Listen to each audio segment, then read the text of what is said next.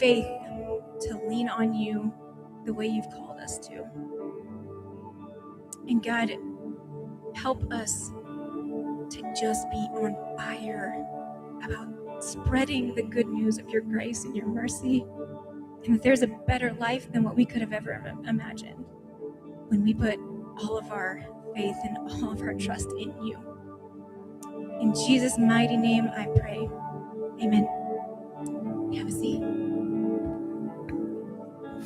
Morning Expedition, my name's Amelia, and if today is your first time, then we would genuinely love to meet you.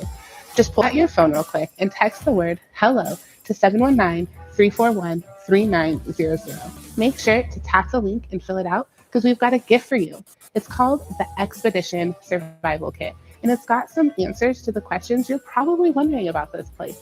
And it's got a few surprises in there too. So text HELLO to that number because we can't wait to get to know you a bit more. Hey Expedition, I'm Amber, and have you ever watched someone spend money on something and thought to yourself, there is no way I'd pay that much for that? Maybe it was a guitar, a pair of shoes, hunting gear, concert tickets, whatever it is. You're looking at them like, you paid how much? And meanwhile, they're completely unbothered because to you, it seems ridiculous, but to them, it is worth it all. And it's funny how differently all of us view the cost of something depending on how much we value it. And there's this moment in Mark 14 where Jesus is sitting at a table and this woman walks in. She's carrying a jar of incredibly expensive perfume. She breaks the jar and pours it over Jesus's head. And immediately, some of the people watching were big mad. They're like, why has this perfume wasted?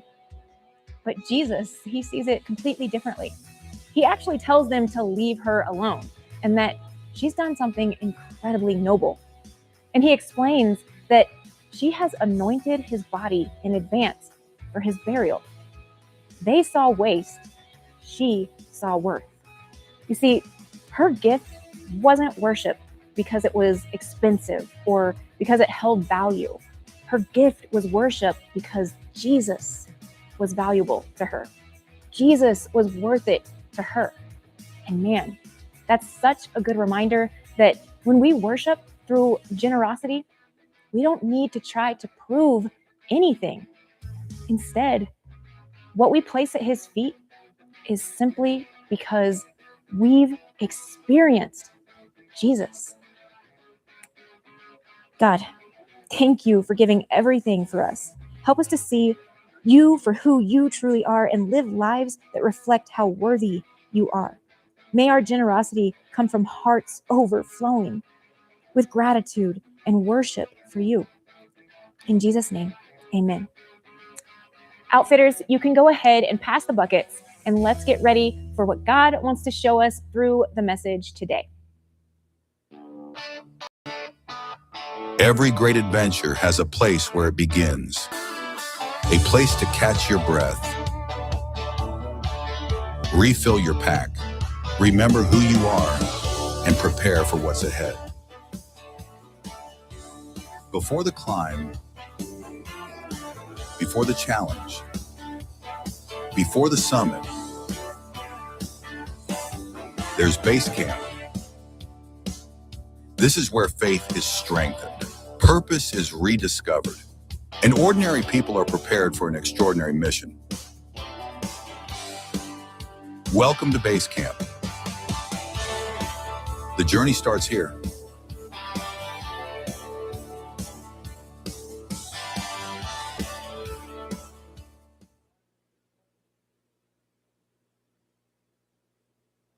Go ahead and grab your Bible. That was my fault, by the way. That was not the tech team. I just want to throw that out there. They never get looked at until something doesn't happen up here correctly. And then I just want you to know that's not them. That was me. All right.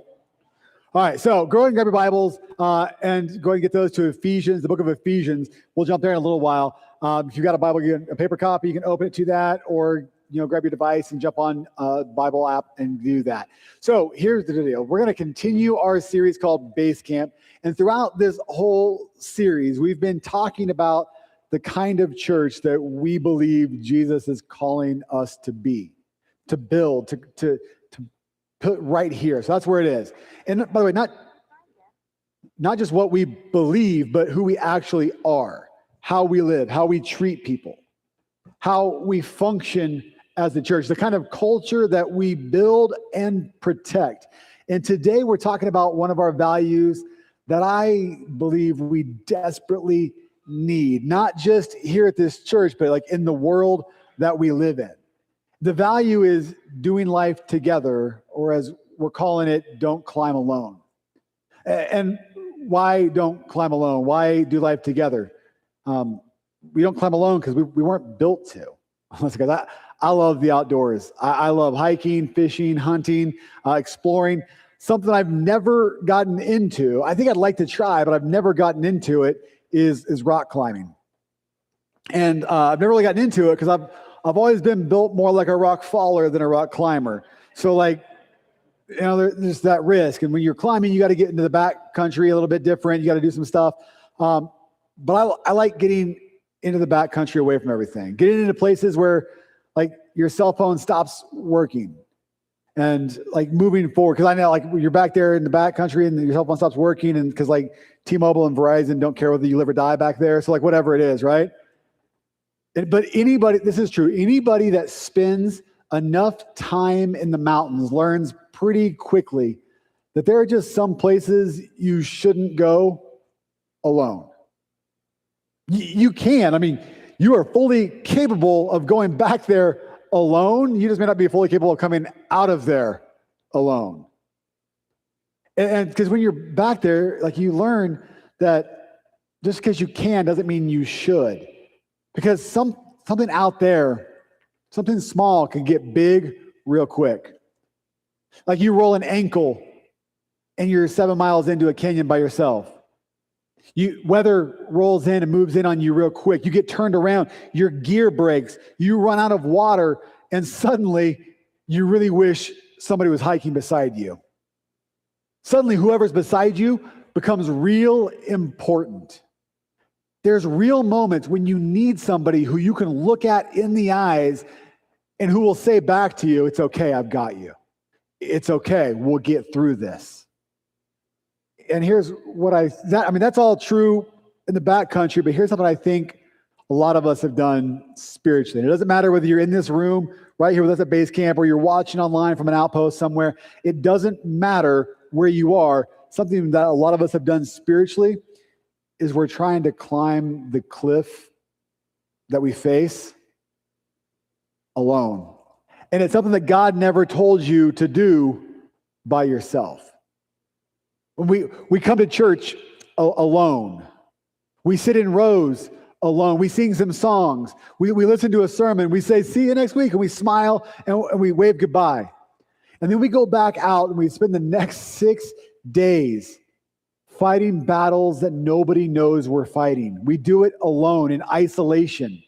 And then we sit back and we wonder why we're exhausted, why we can't go on. And we ask questions like, why does no one care?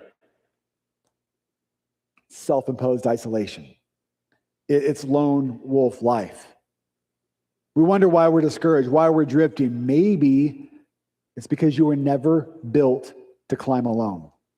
Years ago, there was this really cool, it was everywhere for a while ago. It's been several years now, but there was this show out called Band of Brothers. Anybody watch Band of Brothers? A few of you have, the rest of you, especially men that go, I'm not fully endorsing everything that's on the show. Don't think that Pastor told me to do this and I watched it with my 3-year-old. I didn't say that. That's on you, right? But it's out there. And I watched it. If you've never seen it, it follows Easy Company, which is part of the 101st Airborne back in World War II. And what struck me wasn't just what these guys accomplished in the show. No, it's who they were. Most of them were normal young guys from small towns, from big cities, from different backgrounds, different perspectives, different places, different stories, different values. Then they went through something together. And when they did that, it welded them as a unit. They trained together. They ate together. They slept next to each other. They froze together. They were terrified together. They jumped out of planes together. They went into battle together. They lost people together.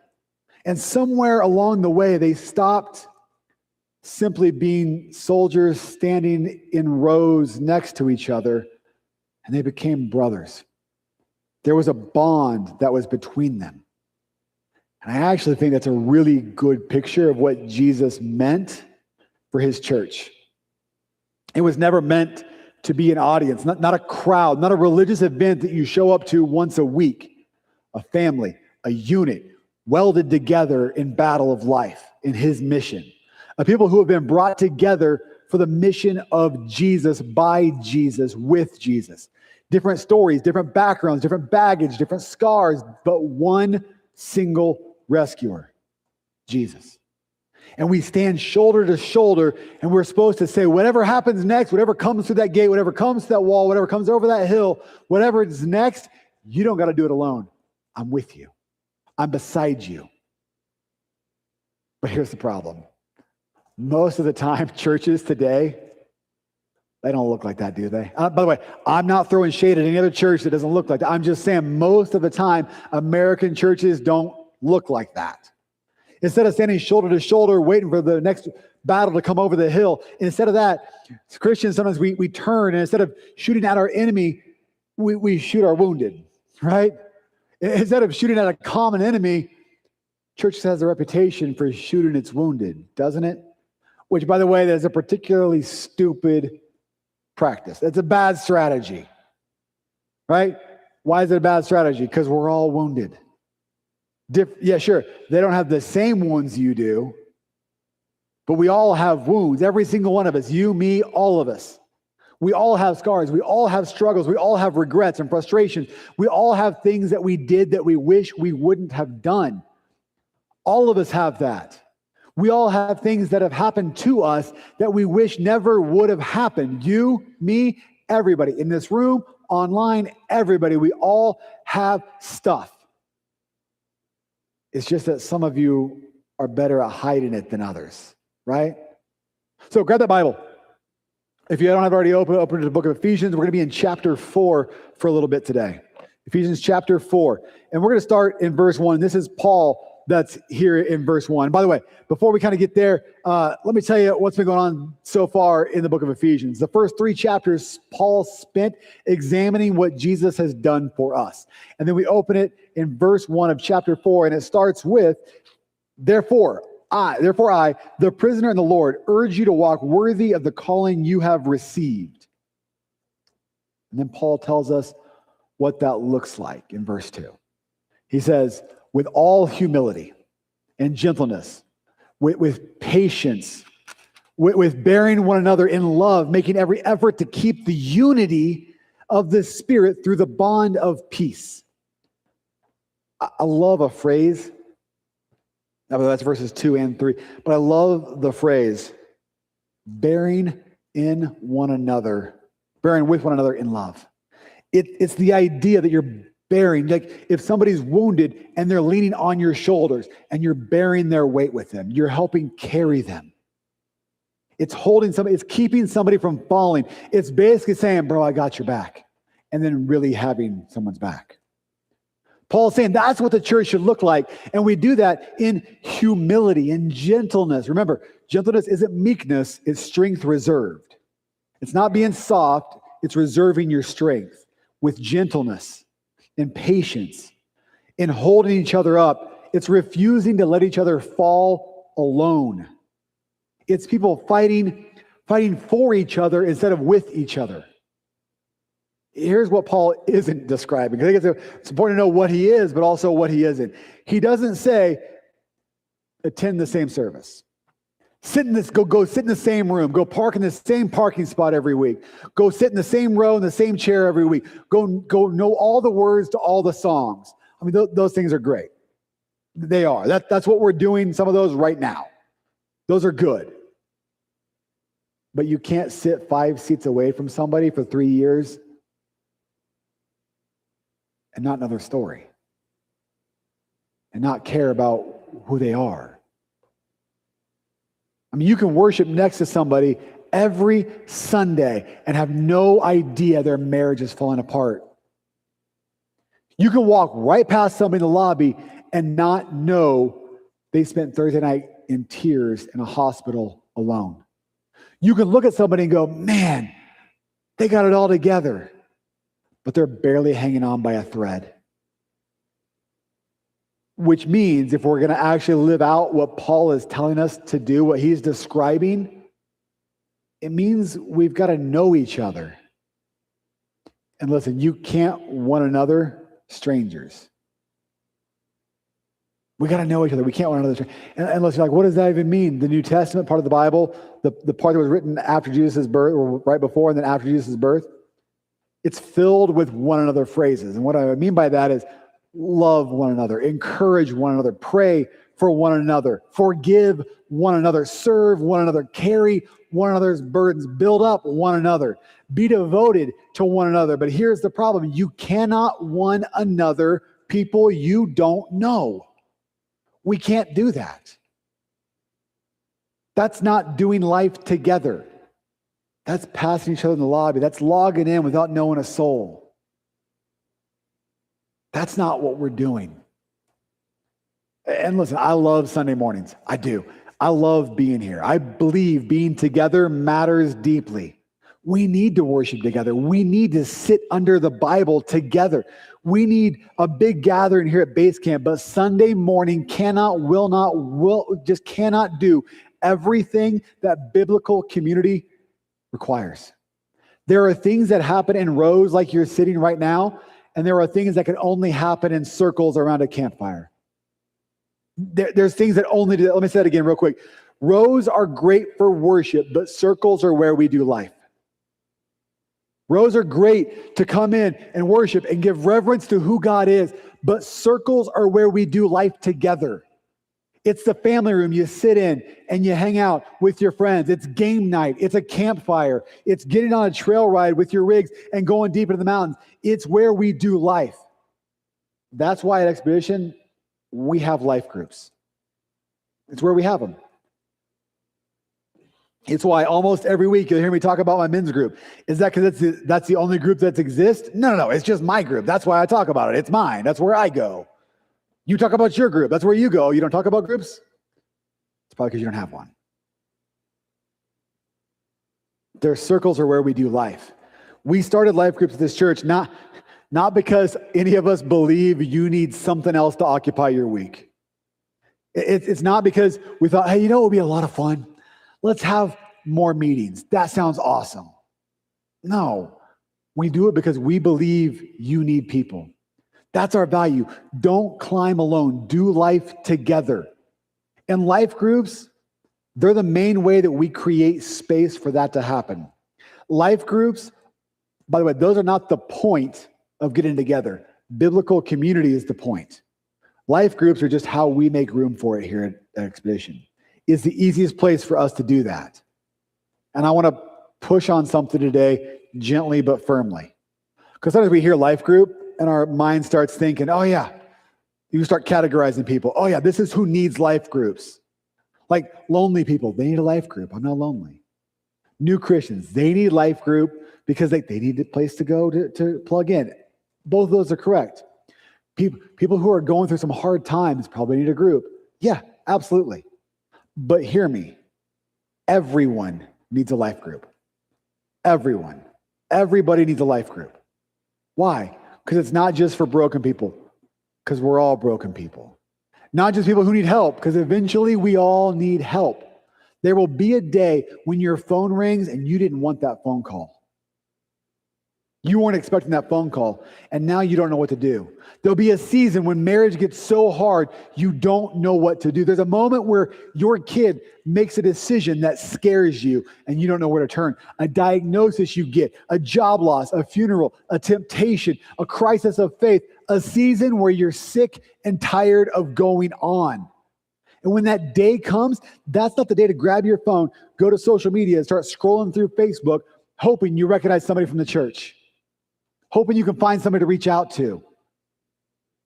People, you need this. You need somebody who's already there for you, who already knows your name, who already knows your story, who already has your phone number. People who notice when you're missing and you don't show up. Why has nobody ever called me when I'm not at church? Because you're in here late and you're out of here fast and no one knows you.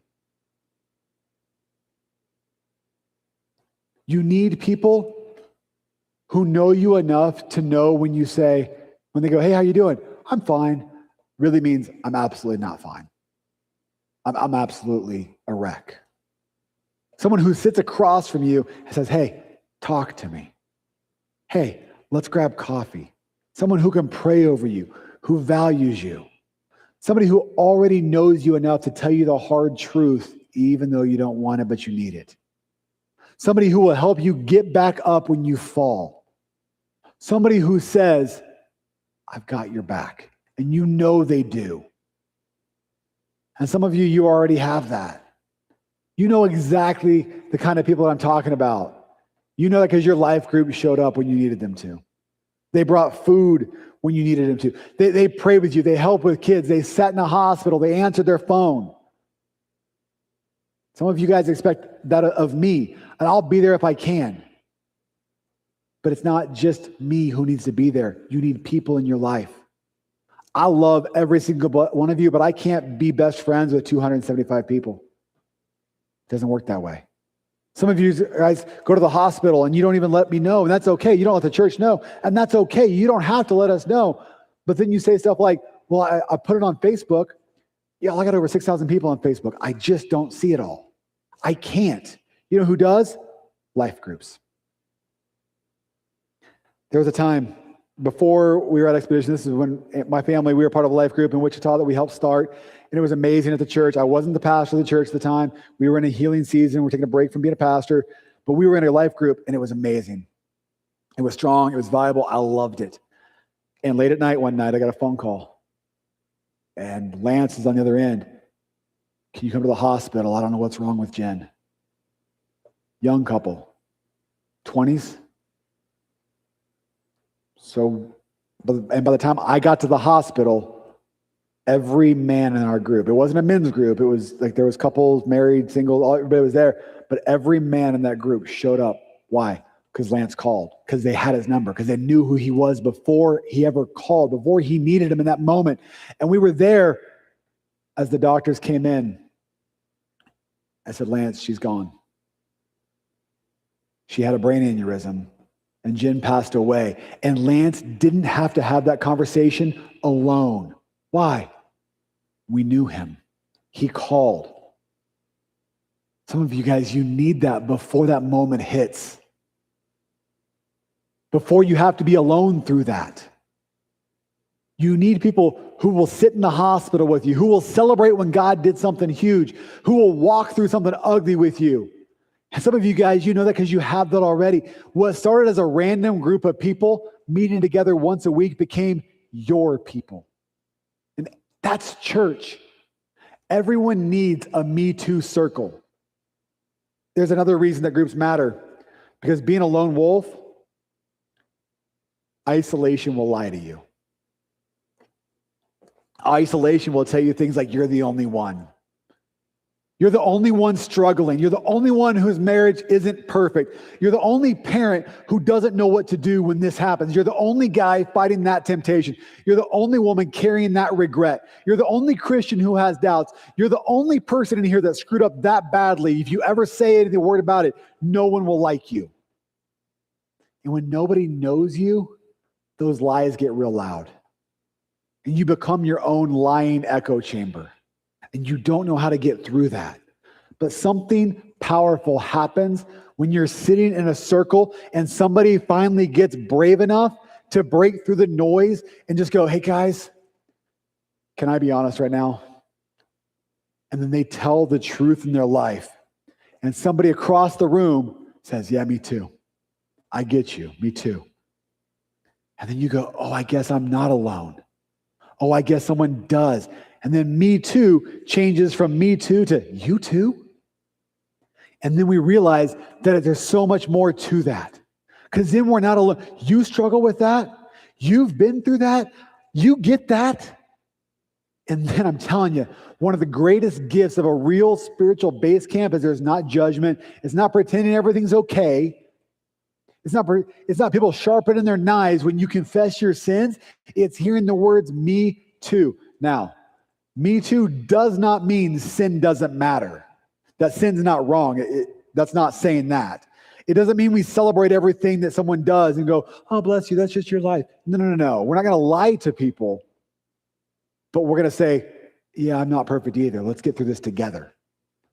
It doesn't mean truth disappears. What it means is when someone falls, our first instinct isn't to grab a stone to throw at them. It's to drop the stones and reach down and help them back up to where they need to be. To help them out of the dirt, out of the mud, to get better.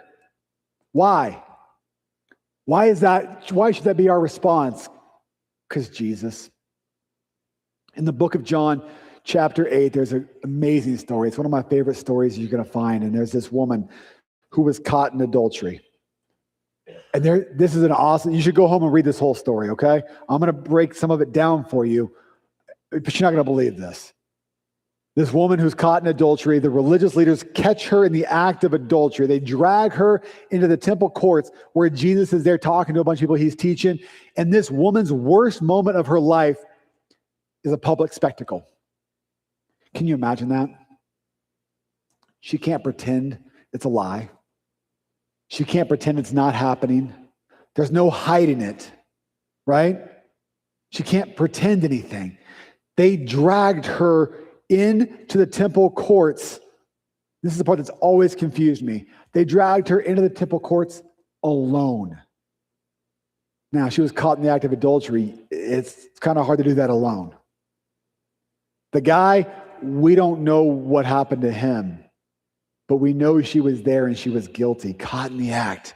Now the crowd's holding stones. And they've got them there waiting because they know what the Jewish law says. You're an adulteress. It's time to be stoned. And they drag her into the temple courts to punish her, but they're trying to kill two birds with one stone. They're trying to kill one woman and trap Jesus with the same stone. And so they bring her to the foot of Jesus. And you go read the whole story, but eventually they get to this point where Jesus says, hey, you want to throw stones? Here's what you do. The first one of you without any sin, you go ahead and throw it. The first among you without sins in your life, throw the stone. And one by one, the stones hit the ground. Not because they throw them at her, but because they dropped them and left. Because they couldn't say me too and help her up. Instead, they dropped him, and what's left is just Jesus and this woman who's caught in adultery. And in John chapter 8, verse 11, Jesus looks at her, and he's like, hey, where are the dudes at? And she's like, they went home. He goes, cool. Neither do I condemn you. Go, and from now on, do not sin anymore. That's Jesus. That's grace and truth. See, we like the grace. We don't like the truth. He didn't say, cool, go live your life. Go and sin no more. He doesn't pretend her sin doesn't matter, but he also doesn't crush her with her sin either. I can't help but wonder what churches would feel like if we became people who were quicker to drop stones and reach down a hand instead of throw a stone. Instead of condemn someone who's messed up because they're messed up worse than us in our eyes. What would churches as a whole feel like if we did that? And let's be honest, some of you guys, some people have learned from church, hide your stuff. Don't acknowledge it. Keep it hidden in the dark. Keep it hidden away so no one knows where it is. Don't let anybody know. Pretend. Smile. Say everything is great. We actually had a lady who this backfired because somebody told her, if you go to Expedition, don't tell them this part of what you believe, because if you tell them this part of you believe, they're going to tell you you're wrong. And she didn't listen. And she told me everything she believed. And I said, okay, I don't agree with you, but you're allowed to be here. Why? Where else can she hear truth? I want her in church so she can hear the truth of who God is. And that lady's life is radically different. She's still here today. She might even be here right now. She's still here at this church from a few years ago. Why? It's a Me Too place. It's a Me Too place. We learn from church life that you pretend, smile, say everything is great, because if you don't, you're going to find, and they find out what you're really going to do. They're grabbing stones. Expedition, I don't want that to be true ever of here. Not because we think that their life is great and that the sin's okay. No, the sin is still sin. But we got to help people through it.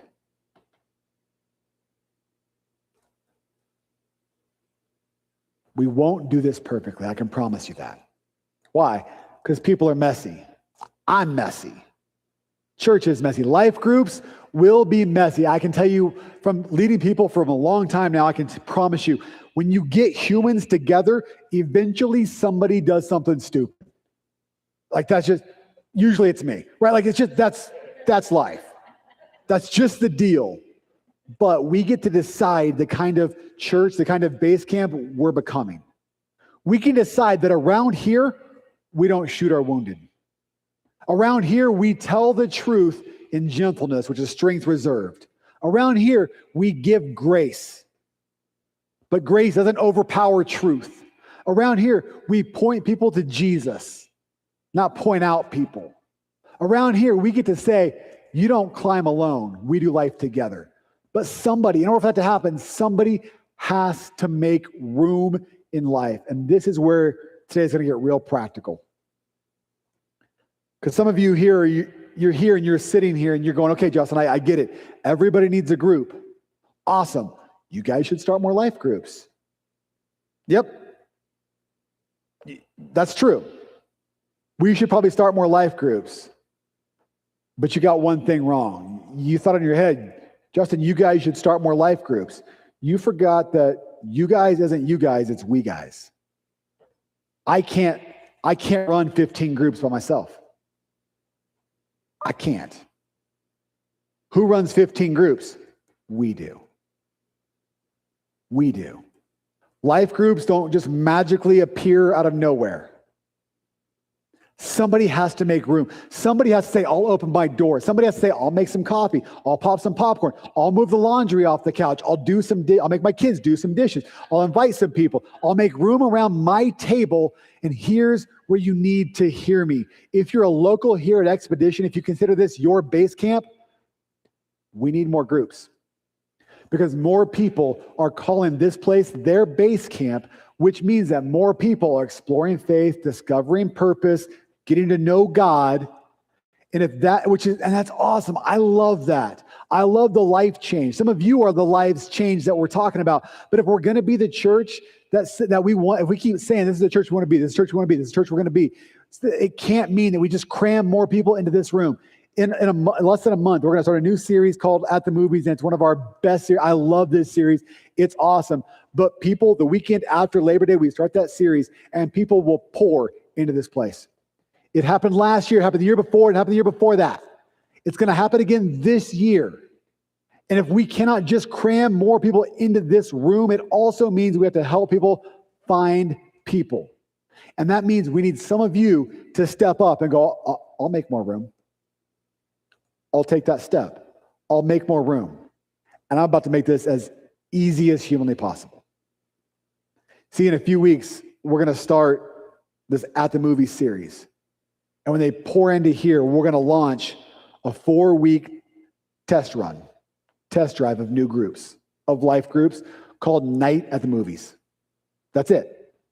For 4 weeks. I'm not asking anybody to sign a 30-year life group mortgage agreement. Like I'm not asking you to be a professional Bible teacher, although I believe some of you probably will. I'm not asking you to know Greek and Hebrew. I'm just asking you to host a 4-week group. There's a huge difference in that. Some of you immediately hear this and you're going, Justin, I can't lead a Bible study. Cool. No one asked you to. Can you open your front door If so, dude, you're doing great. That's it. Can you make coffee? You're practically ordained in life group world. That's like, can you throw some chips in a bowl? Don't throw them, like pour them in a bowl. Can you pop some popcorn? Because if you can, we're really getting somewhere now. Can you look at a group of people and ask questions that are already given to you on a sheet? Can you listen to people's responses? That's it. Can you say, if someone asks you a really hard question that you don't know the answer to, can you say, I don't know, but let's find the answer together? Because if you can answer like 65, 70% of those questions, yes. Like I can open a door, I can make some coffee, I can ask some questions. If you can do that, then you can host a group. That's it. You can host. And I've made it try to make it as easy as possible. I put together kits. And everything in that popcorn bucket is everything you need to host a group. Some of you guys that already hosted groups, you're like, where was that when I started mine? I haven't built it yet. Shut up. All right? In this bucket, there's invitations to people that you can write on your name, write your address, write your phone number, write your time of a group, and you can go around inviting people to your group. There's a guidebook that's like full, which took me way too long to create all of it, but it's all the details on prepping you on how to run a 4-week group. That's it. There's things blatantly telling you, you're not the expert, you're fine. There's a lanyard that you can put in next week and wear it around your neck so people that need a group can find you and jump into that. There's all kinds of stuff that's in here that helps prep you to run a group. There's a gathering plan, a host guide, discussion help. There's tools to do this. We've tried to remove every excuse you can possibly have to put in that bucket except, Justin, I just don't want people at my house. And if that's you, fair enough. Then meet here at Basecamp. We got rooms, we have the rally room, we got the black room, we got rooms all over here that you can meet in throughout the week. Some of you do that already with your life groups. Or find somebody else who likes having people at their house and you co-host with them. It's easy. The point is not your home. The point is getting people to say, I will make room in my life for people. These really aren't popcorn buckets. Just look at it for a second, because I want you to see this differently. This isn't a popcorn bucket. It's a group for life. It's a life group. These are circles that don't exist yet, but are needed. Inside one of these buckets might not just be some Sour Patch Kid, which I got candy and treats for you guys too. I got Sour Patch Kids and Reese's and bags of popcorn. It's not just that. Inside of this might be the reason that someone doesn't walk through a hard season alone. Inside this bucket might be a friendship that you never knew you needed. Inside this bucket might be somebody who's been coming to Exhibition Church for like 6, 9, 12 months, sitting by themselves, leaving here wondering, does anybody actually care about me? Inside one of these buckets might be your friend group that you never knew was there. It might be, inside of this bucket, might be one of the first times that somebody opens up and goes, can I tell you what's really going on? And somebody else responds, me too. I want you to think about this for a second. Think about that bucket. Because you might think you're just signing up to host 4 movie night conversations. But what if God's going to use your living room to change someone's life? You don't know who, but you have room. Some of you have to make the room. And so I've got 2 challenges for you today. By the way, I had some teenagers ask me if they could run a group. Yeah, absolutely. Matter of fact, one of them, I didn't ask permission. I'm not going to say anything. One of them was like, how do I get my friends together and do this? You just got to go. 2 challenges today, and almost every single person in this room should fall into one of these 2 challenges. First one is this: get in a group. Get in a group. If you call Expedition your church, stop climbing alone. I'm serious. Stop treating biblical community like it's an optional upgrade to Christianity. Like, do I want leather seats or do I want rubber seats in my Jeep? Rubber, so it washes out. But regardless, stop treating biblical community like it's an optional upgrade, like it's window tint. You need people. You need a circle. You need people who know your name and know your stuff. And during At the Movies, this is the easiest place to start that. What if I don't like the people? It's 4 weeks. 4 weeks. You've had gas longer than that. Why do I say the things I say? It's 4 weeks. Start there. Start there. Maybe you had a bad group experience before. I understand. Maybe you're introverted. I understand.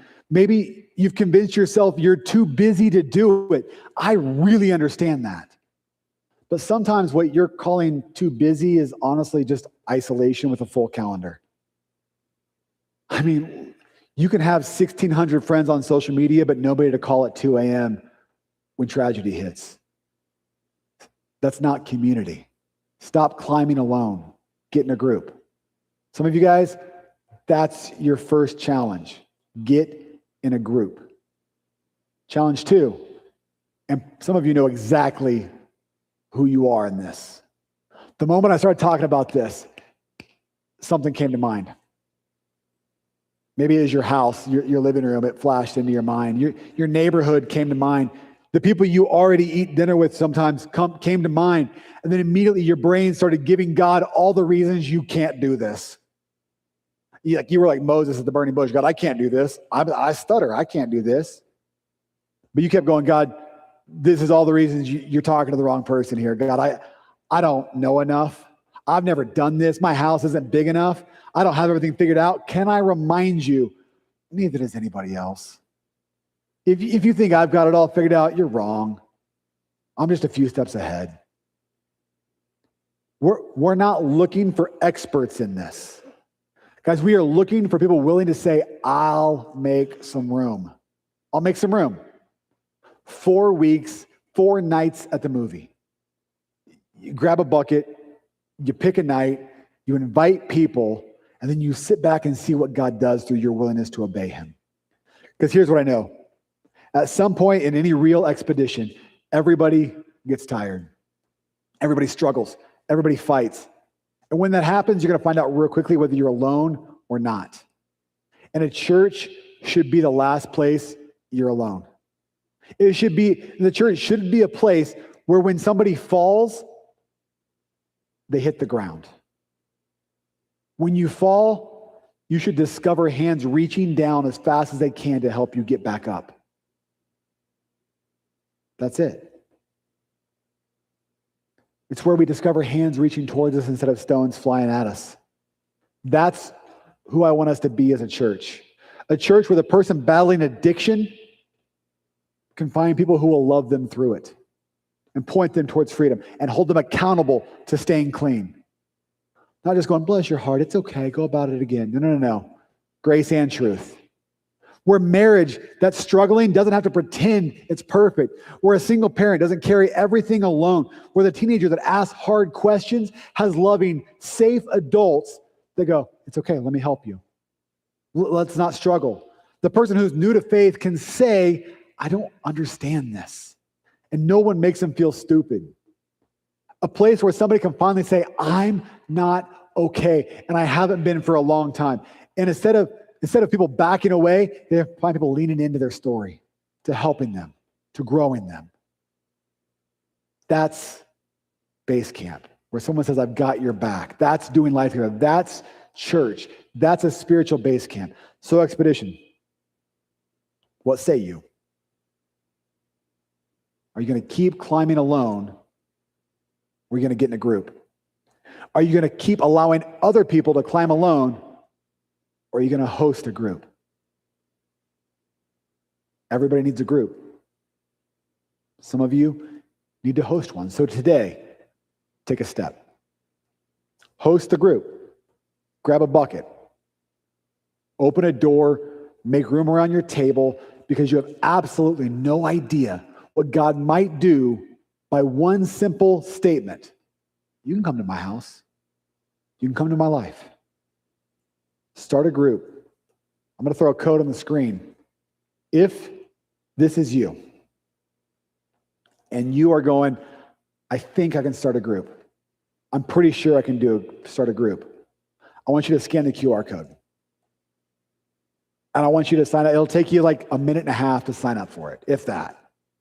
I just want your name, your email, your phone number, your birthday, a blood sample, your bank account. I'm just kidding. I'm just kidding. I just needed your name, your number, your email. Like, I think we got your birthday, so we can send you a card. But that way I can connect with you, and I'll connect with you this week. If you fill that out to start a group, here's my deal. I got a bunch of these buckets. If you meet me at the orange shelves after this, I'll get you show me you filled out the form. They'll be like, I'm gonna fill it out. No. You fill it out, then popcorn and candy. You fill it out, then a bucket. So you fill that out, you meet me out there. Our goal is starting 10 new groups. 10 new groups. It's a big goal. And I can't do it, but we can do it. So if that's you, I'm giving you lots of time. And it'll be up after this in a little while as well. But scan the QR code. And you might be the other person in the challenge. You might be the other person where you're not starting a group, but you know you need a group. I'm going to give it 30 more seconds because I see a phone standing up here real quick. Well, we're going to get there. We're going to see what happens. I'm stalling as long as I can. I can't anymore. All right, if this is you where you know you need to get a group, you need to join a group, scan that QR code. Right up on the screen again, scan the QR code, same information, name, email, phone number. And what will happen as soon as we get all the groups that are starting, we will get you in contact with all the groups. You can pick a group on a night that works for you, a time that works for you, and you show up. That's it. You show up. Everyone needs a group, and I'm not seeing near enough phones scanning right now. Like, I can pause and wait here for a long time. I know you want to go to Chili's and eat some chicken, but I will wait. Scan it. You're not committing to any one group. You're going, I know I need this. I'll figure this out. Take the time. Leave that slide up there for a little while, guys, as I pray. God, thank you. Thank you for challenging us. Thank you for creating places where we don't just show up, but we can be a part of. God, I don't want to just show up to church. I want to be a part of something. I want to see you move. God, I wanted to create places where people can really interact with who you are, where lives cannot just exist, where they can get better and closer to you. I want to create places of biblical community where people know each other, where meal trains are started and people care and people text and people talk and people pray and people spend time. Where stones aren't thrown, but they're dropped and hands are reached out. God, help us to be that kind of church.